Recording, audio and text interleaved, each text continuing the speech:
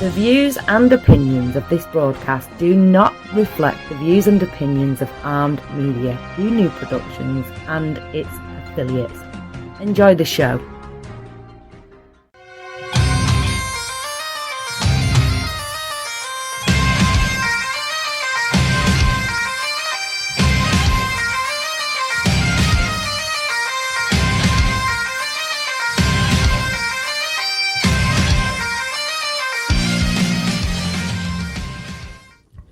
Hey guys, thanks for tuning in. It's Monday night. You're listening to Two Beards Talking right here on Armed Radio. I am Daniel Sanders. Unfortunately, Donnie is not joining me this evening due to an emergency. So tonight, taking his place, glad to have him back on the show again, is my producer, Jimmy. Jimmy, thanks for being on the show with me.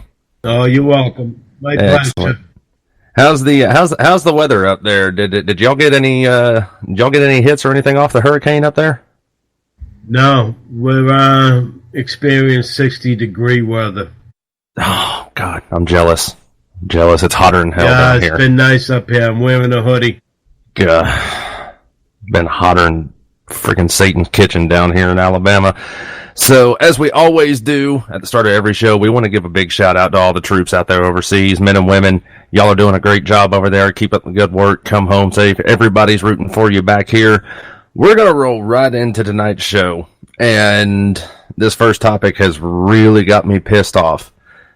A well-regulated militia being necessary to the security of a free state, the right of the people to keep and bear arms shall not be infringed. I will say that again. I'm going to stress that last part. The right of the people to keep and bear arms shall not be infringed. Of course, I'm quoting the Second Amendment to the Constitution. And what prompted this is last Thursday night during the Democratic debate, Beto O'Rourke was given a question talking about AR-15s. Of course, he was the logical person to go to, given what just happened in his hometown of El Paso and right outside of El Paso, over around Odessa and Midland and that area and everything. So I'm just going to play the clip right here and let y'all hear, in case you haven't heard yet. Just want y'all to hear what his response to it is. So here we go. I do want to come to Congressman O'Rourke because I know this is personal to you. El Paso is your hometown. Some on this stage have suggested a voluntary buyback for guns in this country. You've gone further. You said, quote, Americans who own AR-15s and AK-47s will have to sell them to the government, all of them. You know the critics call this confiscation. Are you proposing taking away their guns, and how would this work? I am, if it's a weapon that was designed to kill people on a battlefield. If the high-impact, high-velocity round, when it hits your body, shreds everything inside of your body because it was designed to do that so that you would bleed to death on a battlefield and not be able to get up and kill one of our soldiers. When we see that being used against children, and in Odessa, I met the mother of a 15-year-old girl who was shot by an AR-15, and that mother watched her bleed to death over the course of an hour because so many other people were shot by that AR-15 in Odessa and Midland. There weren't enough ambulances to get to them in time. Hell yes, we're going to take your AR-15, your AK-47. We're not going to allow it to be used against our fellow Americans anymore. Hell yes, we are going to take your AR-15, your AK-47. This is in complete contrast to what he said during his Senate run, was it last year? Yeah, during his Senate run last year, when he vowed, nobody is trying to take away your guns. We're just simply trying to put in place, and I'm paraphrasing, I don't remember everything that he said, but we're just the same thing they always say. We just want common sense gun laws. We want stricter background checks. We want universal background checks. Nobody's trying to take away your guns. And now here he is in front of millions of viewers who watched the Democratic debate last Thursday night. Hell yes, we are going to take your AR-15, your AK-47. Now, I have talked about stuff like this at length ever since the show started. Jimmy, you and I have had discussions about this sort of thing and everything. The AR-15, first and foremost, it's the number of people who are just so ignorant when talking about, well, AR stands for assault rifle. No, it stands for Armalite Rifle, the company that originally designed the AR-15. Yes, I will say this. The original intent behind the design of the AR-15 was to produce a weapon for the military to use to replace the M1 Garand. And it's been a very successful weapon in that respect. But the AR-15 is different from what the military uses. Military uses the M16 and the M4. Now, hell, I've been so far out of the loop. It's my understanding now that some military units aren't even using M16s anymore. They've switched to a different variant. Still looks like one, but they've switched to a different variant made by another company. I'll have to do more research into it. But the AR-15 is a civilian rifle. It meets civilian specs. It just looks like a military style weapon. It looks like a duck, acts like a duck, then it must be a duck. Yes and no, because the biggest difference between the AR-15 and what the military uses, the M16 and the M4, is the military weaponry has the capability of either burst or fully automatic fire. An AR-15, unless it's been modified, does not have that capability. It has the exact same capability as any other semi-automatic weapon on the market. It has the same capability as a Ruger 10/22 semi-automatic rifle. It has the same capability as a Beretta 9mm. One pull of the trigger, one round fired. So, yeah, it looks like a duck, walks like a duck, but it's not a duck, it's actually a goose.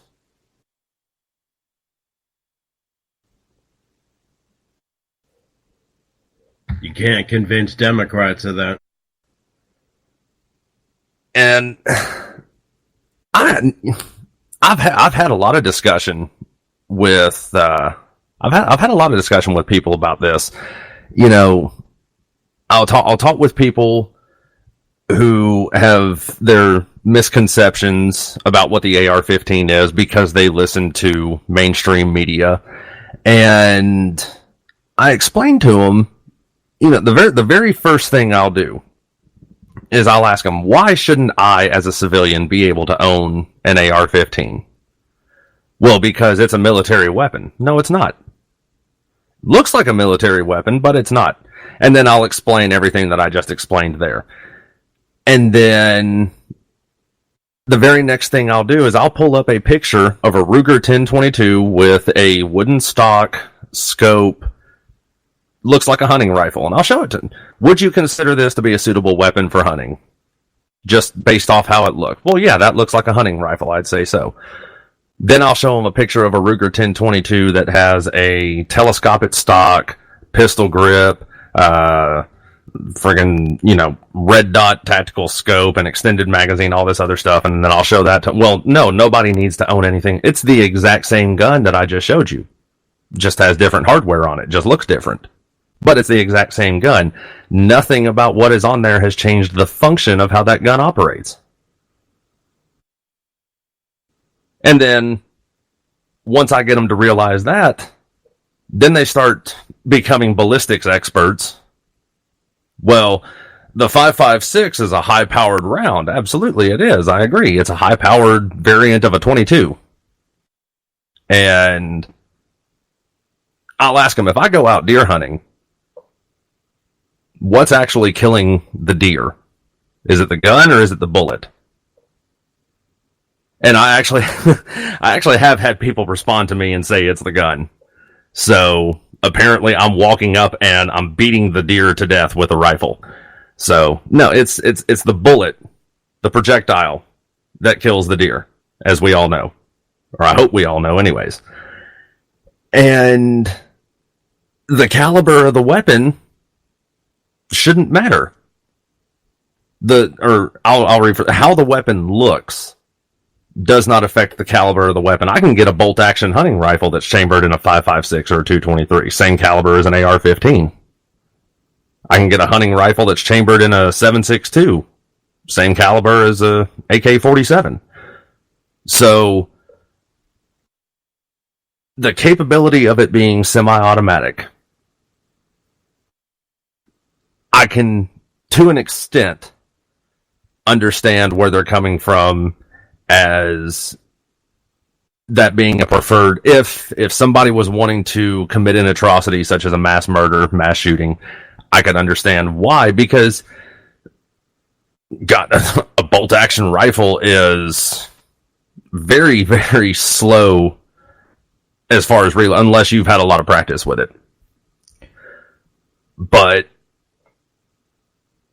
you can still commit a very serious atrocity with something like a bolt action rifle or a single shot, single action revolver, pump action shotgun, or even a knife. The weapon being used is irrelevant. I've owned several AR-15s. I own several handguns, and they are all tools, just like a hammer, a screwdriver, a saw. The person using it is what determines if it's being used for good or for evil. Plain and simple. There's no getting around that. I don't know if I've ever. I don't think I've ever discussed with you what the rules and regulations are up there where you're at as far as firearm ownership. Well, we got constitutional carry. Really? Yeah. I honest to God, I did not know Massachusetts had constitutional carry. No, it's New Hampshire. Oh, New Hampshire. Yeah, that's right. Well, even New Hampshire. I didn't know New Hampshire was a constitutional carry state. We just turned about 2 years ago. Oh, okay. Yeah, I got to do some brushing up on that. Okay, so New Hampshire is a constitutional carry state. So that means you do not have to have you do not have to have a state issued or law enforcement issued license to carry a firearm up there. Right. You can open carry, conceal it's carry. Open carry, so I don't know if you need one for concealed, but you can open carry here. Okay, so you can open carry without a permit. I want to do some research on that real quick. Now, what are their regulations as far as I'm sorry, I'm drawing a blank here. What are their oh, here we go. Here it is right here. Since February 22nd, 2017, New Hampshire is a constitutional carry state requiring no license to open carry or concealed carry a firearm in public. So you don't even have to have a license to concealed carry.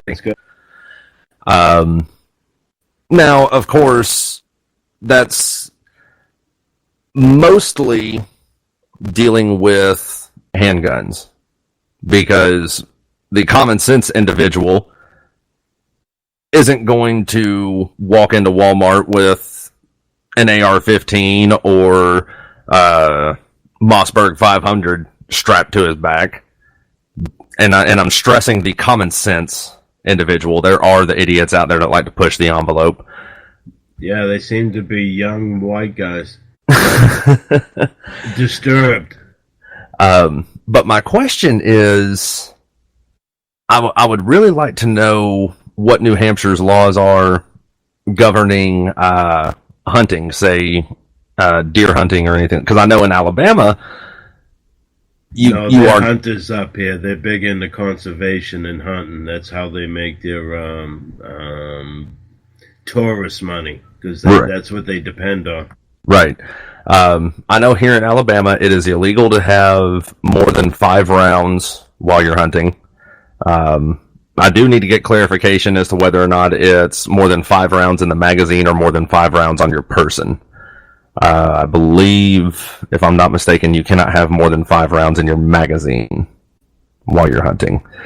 But what I would really like to find out about is, I know that there are several states that do not allow the 5.56 .223 caliber to be used for deer hunting because it cannot humanely kill an animal such as a deer or elk or anything like that. You're basically wounding them and suffering. Yeah. Because, like I said, while it is a high-powered, high-velocity round, it's still a variant of a 22 caliber round. It is a very devastating round. Because when it impacts flesh, it doesn't mushroom like a typical projectile fired from a weapon. It actually tumbles. And as he did say, it will shred anything it comes into contact with until it either stops or exits. Right. So, but the thing about it is, like I said, I can buy a bolt-action rifle chambered in that caliber. I can buy just because you got to, rebolt it every time. Yeah.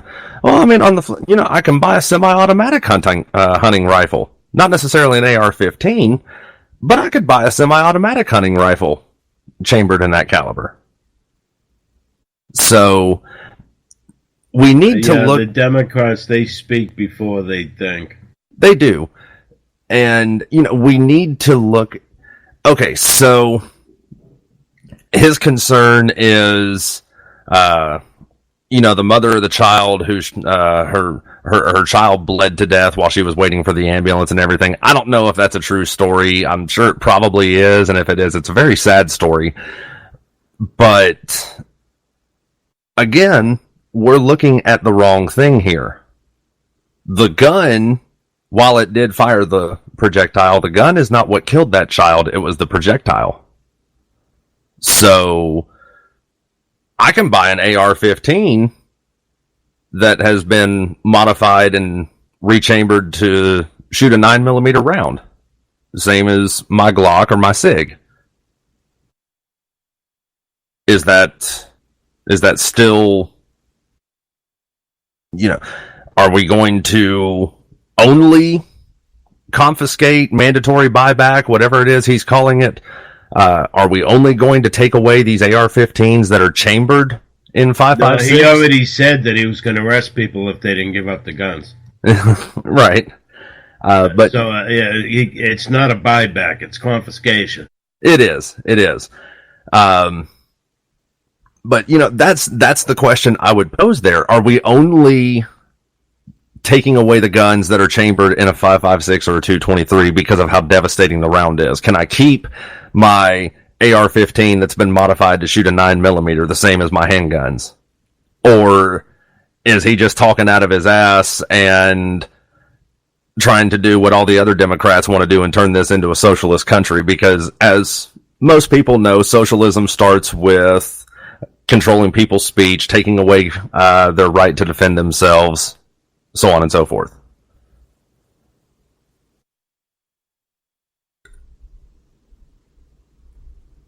That's the question that I would pose there.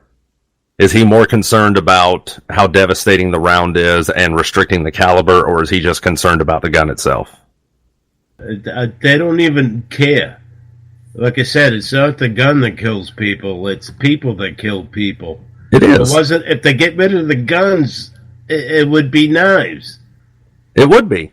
And then the only ones that would have guns is criminals. Yeah. And when it would be a heyday robbing people, you know what I mean? Because they know none of them got guns. Exactly. And when that day comes, I will be a criminal. I will say it right now. I will be a criminal because they are not. I took an oath when I became a United States Marine. I took an oath to defend the Constitution of the United States against all enemies, foreign and domestic. And I will be damned. I will not let anybody, I don't give a damn who it is, infringe on my constitutional rights. That's exactly what they're trying to do. Yeah, you know they are. And hell, he's even he's even marketing that phrase now on his website. Beto O'Rourke on his website. He is actually selling shirts. And I'm looking at a picture of it right here. It is a dark stone gray shirt. And the words are in red, white, and blue. Hell yes, we're going to take your AR-15.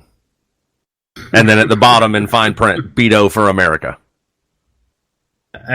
Who's he getting with this? Socialists? That's about it. They're only like 10% of the population. I don't get it. He wants to lose. Like I said, anybody that's going up against Trump is going to lose. I agree. That's...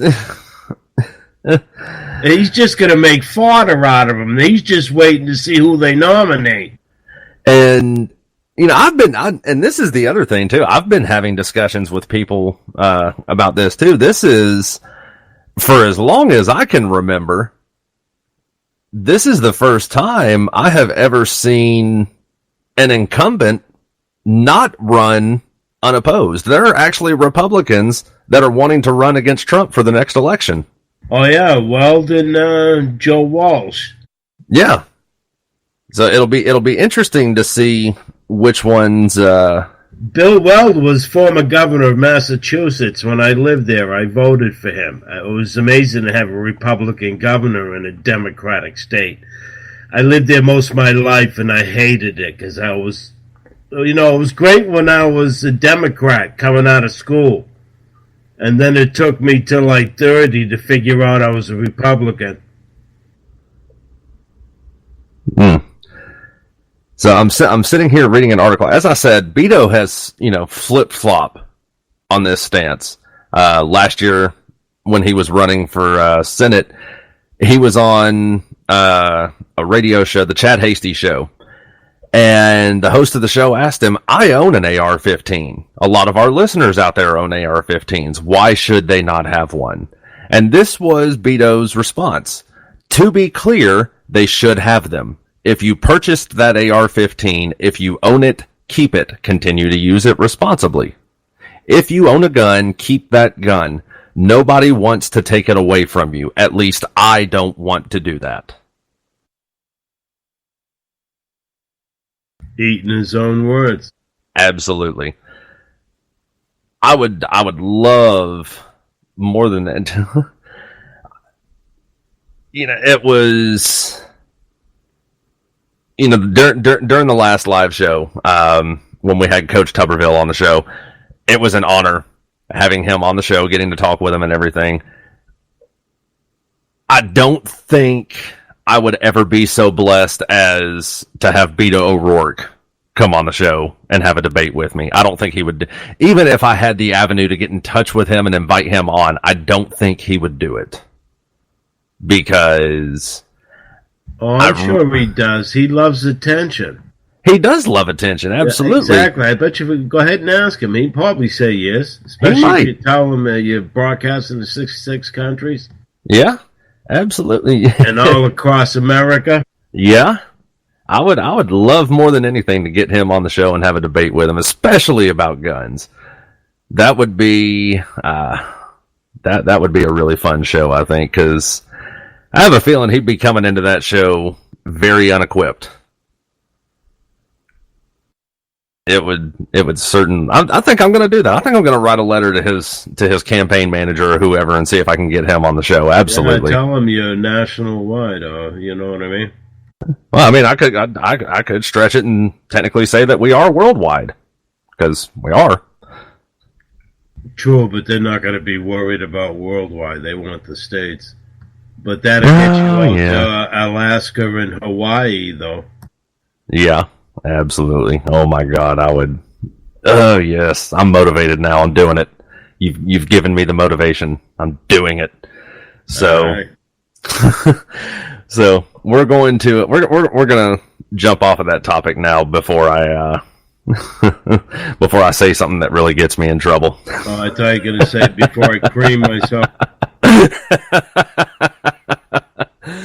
Oh man! So earlier this year, there was a scandal that arose, the college admissions scandal, Operation Varsity Blues. Do you remember that?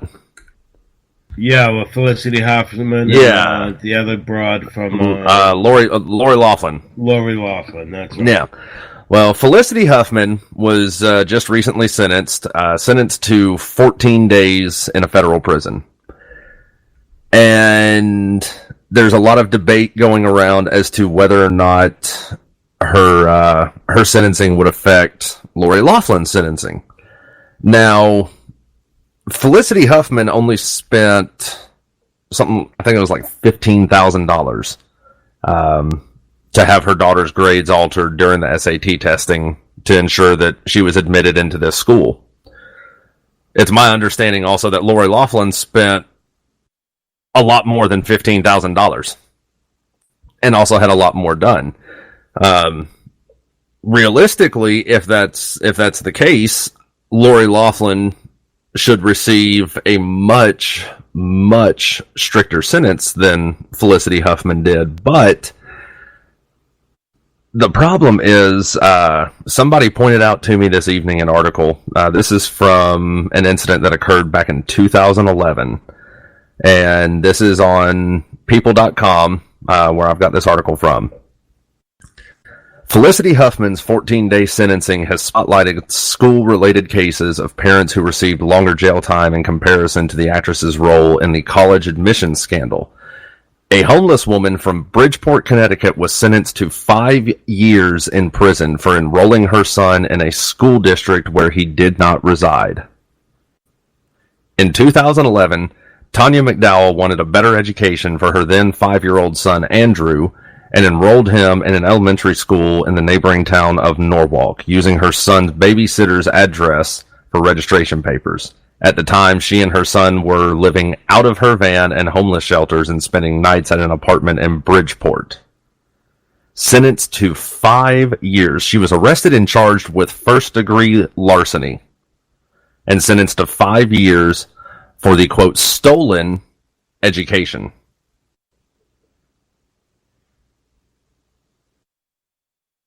This is one of the best examples I have ever seen of how impartial our justice system isn't. If you are a person of fame or status, or if you've got all the money in the fucking world, the same rules and laws do not apply. That's true. If you are a Felicity Huffman or a Lori Loughlin or a Hillary Clinton, if I turn up dead, it was not suicide, or a Jussie Smollett, the same rules and regulations and laws do not apply as to the common individual like you or I. Felicity Huffman, 14 days for what amounts to bribery, falsifying documents, falsifying test scores, and then Tanya McDowell, homeless mother who wanted a better education for her child, 5 years for first-degree larceny.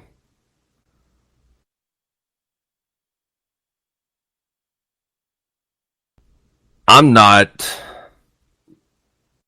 a perfect individual. That's like the Hillary thing for lying and destroying things. You know, the kid that snapped a picture inside the sub, he got 5 years. Yeah. You know what I mean? For mishandling classified information. She did it 52 times and deleted the evidence. Yeah.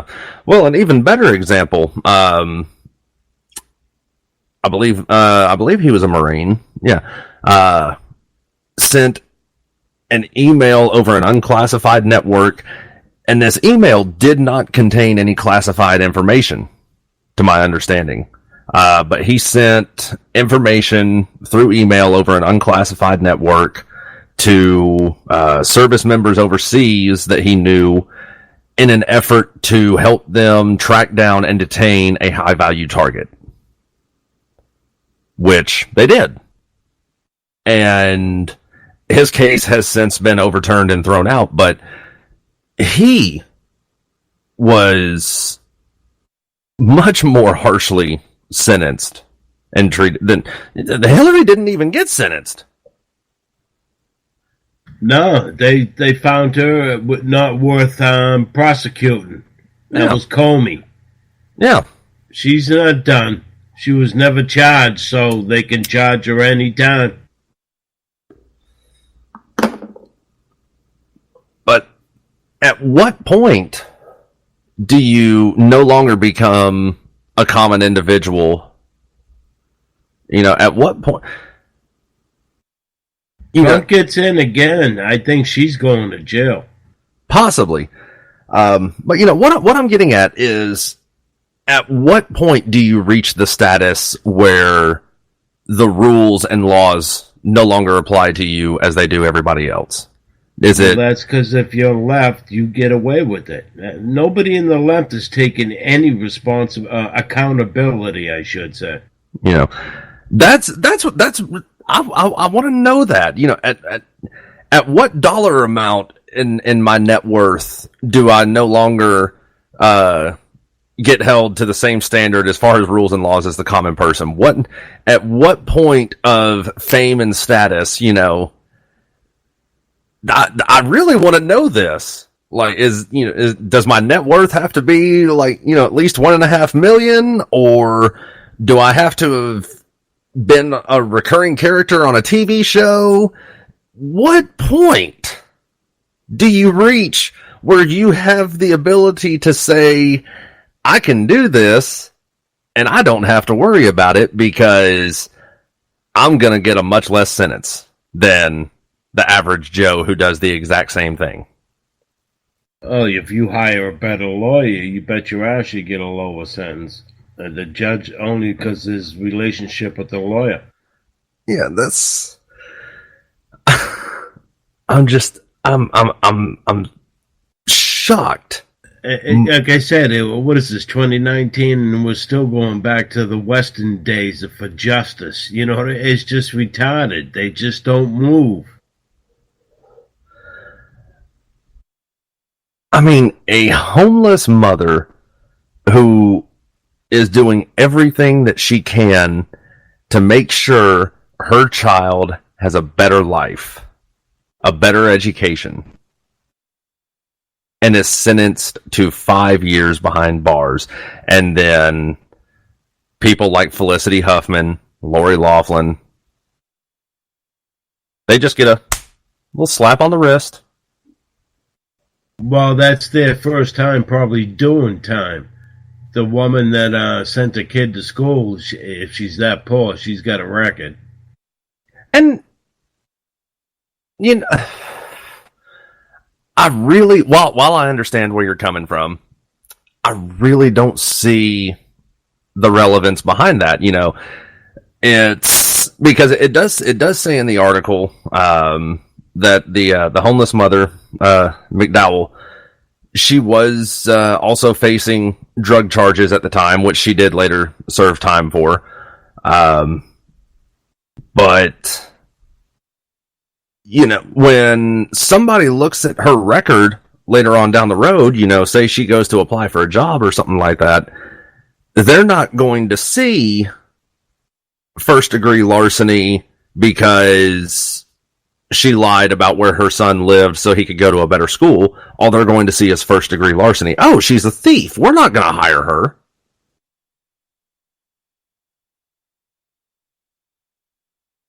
But someone like Lori Loughlin, for example, oh, hey, you were Jesse's wife on Full House. We don't even have to do a background check. I know all about you. Yeah, you did some stuff. Don't worry about it. It's not a big deal. Yeah, come on in. We're going to take care of you.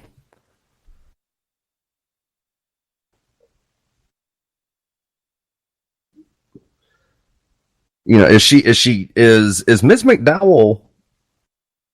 I'm sure somebody out there would give her the time and opportunity to explain. Hey, we did this background check on you, and we see right here in 2011 that you were charged with first-degree larceny. Can you tell us the circumstances behind that led up to your charge and conviction? Especially now that, because I'd never even heard about it until tonight. The person I was we were actually talking about the college admission scandal, and he brought this story to my attention. Up until tonight, I'd never heard of this, ever. So, like it says in the article, her Felicity Huffman's 14-day sentencing has spotlighted school-related cases of parents who received longer jail time in comparison.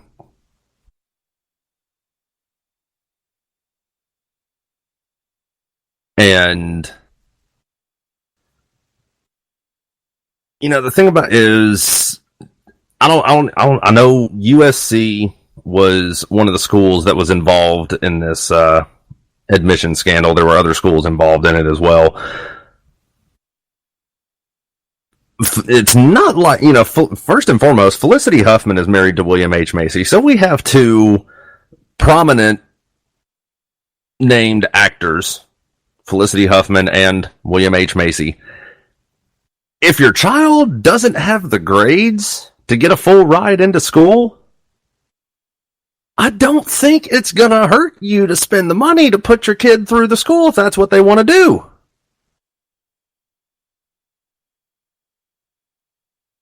Now, you're taking away from, because you paid money, you bribed, you lied, you're taking away from somebody who could have actually earned their way into that school properly. All because you just didn't want to shell out the money for it. Why am I going to spend, $100,000 for my child to go to school for 4 years out of my own pocket? I can just spend $15,000 and lie about her grades and get her a free ride.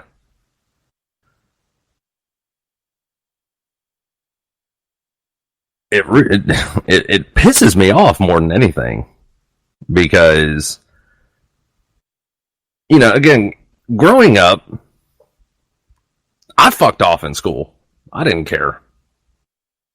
It's not that I didn't care, I just didn't care.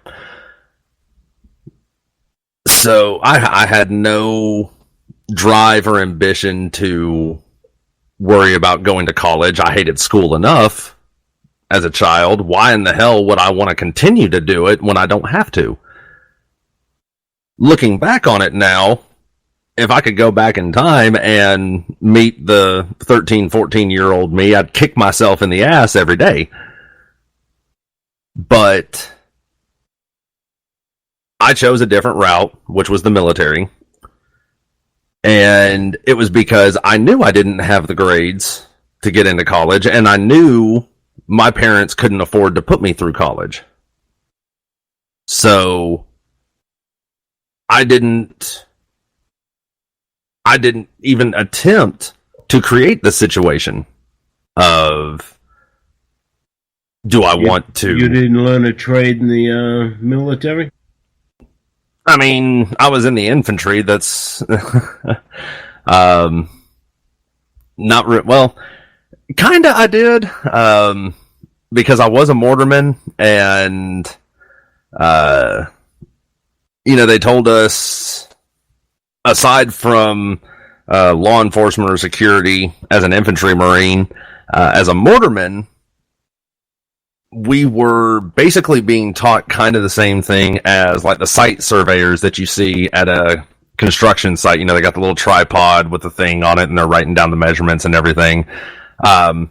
We basically use kind of the same sighting equipment to sight in our mortars. We learn a lot of the same stuff that they do, but I mean, it wasn't really my thing. my whole drive to join the military came up in 2001 when September 11th happened. And, I remember because September 11th just passed. I'll tell this story. I remember exactly where I was. I was in 8th grade, and it was our first break of the day, morning break, and one of my friends came running up to me and said that somebody had bombed us. That's all he said. The fuck is this guy talking about? We got into our ag shop, and the teacher already had it up on the news. And I was sitting in class. We were cutting up, making jokes. Oh yeah, the pilot was probably drunk. Oh, it was probably a female pilot. Oh yeah, they didn't know what they were doing. And then I saw the second plane hit the tower live on TV. Right then and there. I had never, in all of my years in school, I'd never heard a classroom be so silent. And I knew right then and there, this was no accident. We were being attacked. And it was at that point, I knew exactly what it was I wanted to do when I got out of school. And that was join the military. Because I knew we were going into a war. And I felt the call to step up and do my duty, which I did. So, yeah, I did learn.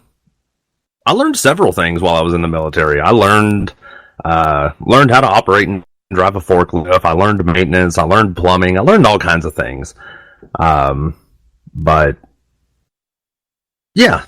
So college was just never really my thing. And like I said, I didn't want to put myself in a position where I had to worry about, am I going to get if I decide to go to college, am I going to be able to get in? Am I going to have the money to go? Am I going to have the money to sustain myself while I'm going? I didn't want to have to worry about any of that stuff. And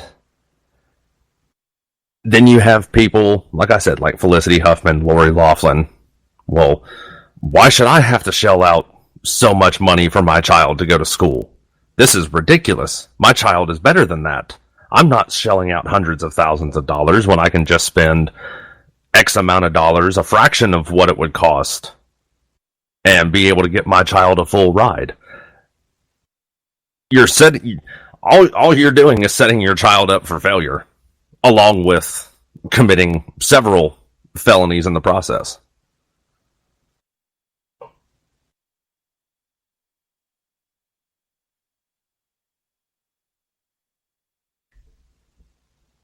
I had to catch my breath for a second. I was wondering what happened to you. Yeah, I went on I had to step down off my soapbox and take a breather for a minute.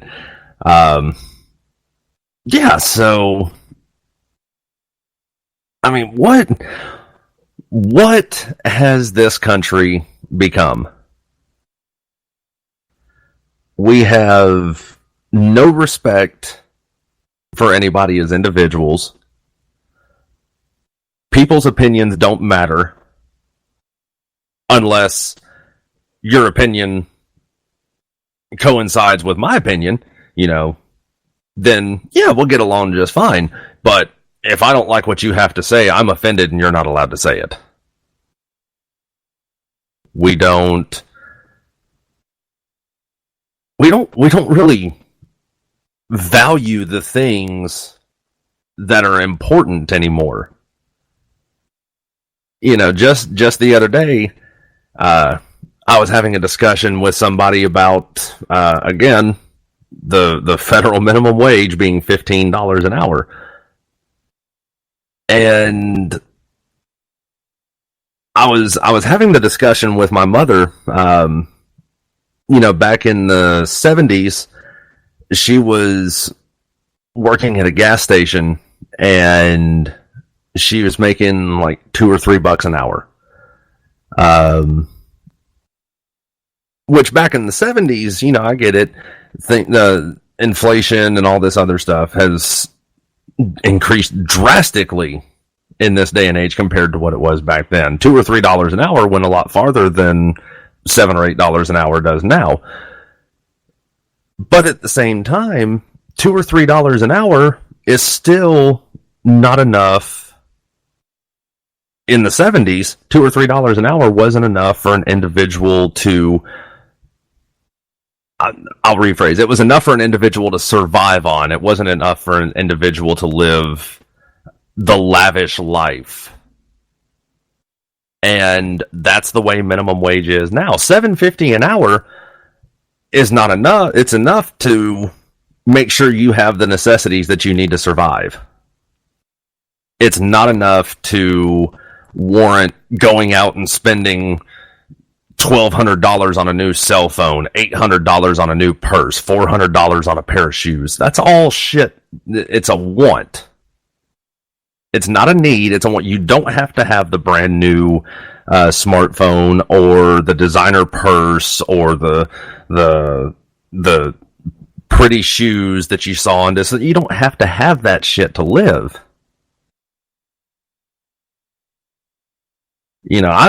For the longest time, I got by with, and I still do it too. We have a store here called Unclaimed Baggage. I got by for the longest time going there to buy my phones because you could get a decent phone, say, the Samsung Galaxy S8 was out. You could go in and buy an S6 for $120, $130, and it was still in good shape. But, we as a society, we don't value the things that are most important. And it has gone from what can I do to help my fellow man to what's in it for me. And it's a crying shame. It is a crying shame.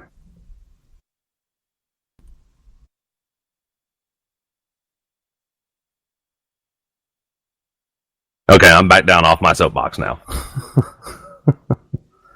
Nice. So, I don't know. I mean, what would you say? I mean, what's your opinion on it?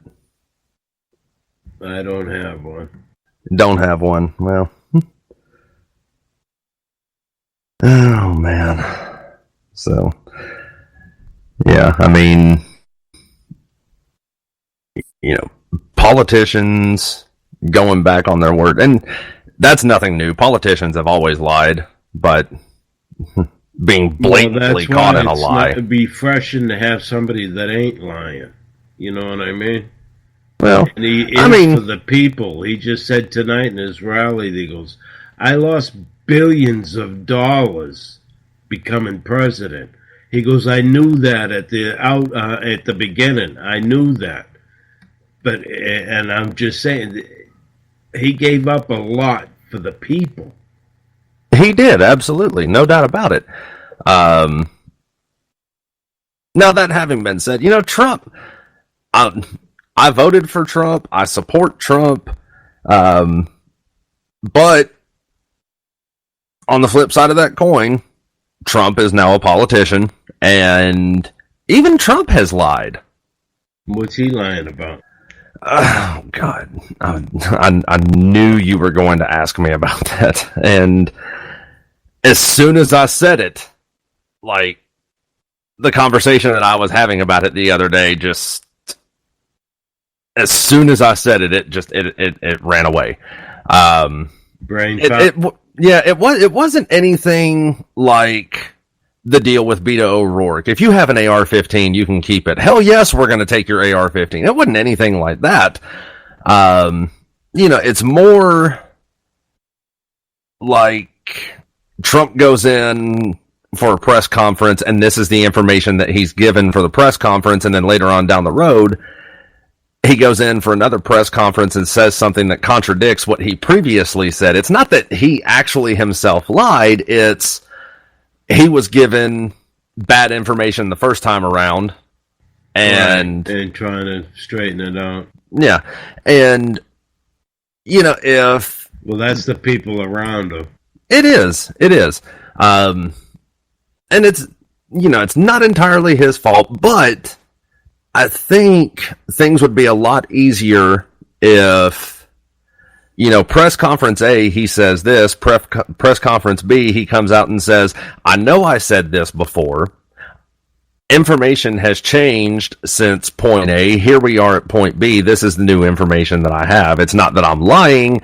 It's information has changed. Because information changes all the time. Absolutely. So, yeah, it's not like he's lying like Beto O'Rourke has. It's just, like I said, information changes. But like I said, it must be really hot in New Mexico because all these people are using their sign to fan their face. And Trump's in a full suit. It doesn't even look like he's sweating.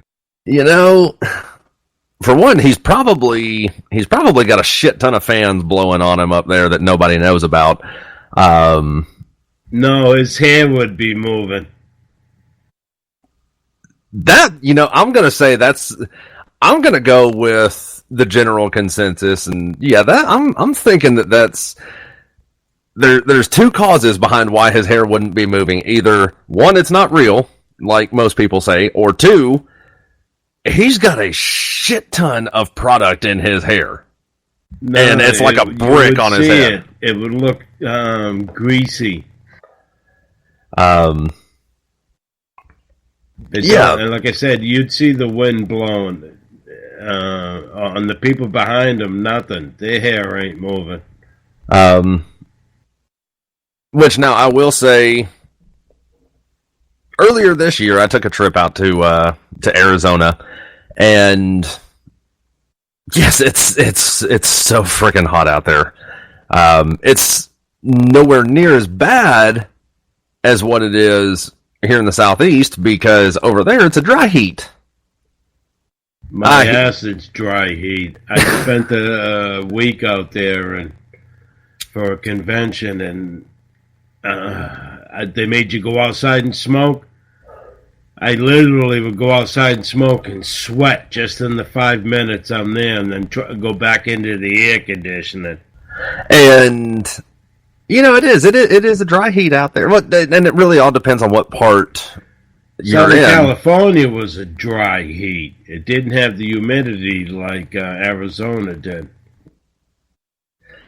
It would be 110, 115. You'd still be walking around with the T-shirt because you weren't sweating. And then at night it'd go down to 60. You got a fire going in your house in the fireplace. Oh man, God, I miss those days. As much as I hated 29 Palms, it was the weather was pretty bearable out there, except in the wintertime. Yeah, I was around Santa Barbara. Yeah, that's Carpinteria. But yeah, it's, while there may be some, I will concede that there may be some humidity out there. It's nowhere near as bad as it is out here. Today it was mid to upper 80s. No, I didn't get. Only time I got humidity was in January and February. Their winter was just straight downpours. I've never seen it rain so hard when I was out there, anywhere. But yeah, here like today, it was mid to upper 80s at the high point of the day, but with the humidity, the temperature was up in the 90s. And it's just, it's unbearable. You step outside, you can't breathe. Cause we haven't had 90s since August. Yeah, you can. And even then, it was only a couple days. Yeah, you can do a thing. You can straight up just go do a thing. Because as much as I love summer, I'm ready for this sweltering heat wave to drop off. I'm ready for the 70s weather to get back. Yeah, that's what I'm saying. We're hitting 60s, and I love it. I love the fall. I love the fall, and I love the spring. Not too hot, not too cold, and there ain't no bugs. Oh man, I'm so jealous. I might just have to come take a trip up there just to get When away I was from on it. California, I spent a year. I couldn't take it anymore. I needed the 4 seasons. You know what I mean? Because it's nothing like having spring fever. First 50-degree day and you're ripping your clothes off. Oh man, well I'm sitting here looking at the clock and we're running out of time, so I'm going to take the opportunity to plug my Facebook page again. Remember, go on Facebook, look up Two Beards Talking, like us, follow us, interact with us. We love the interaction. We love hearing from everybody out there. Twitter as well. We're also on Twitter.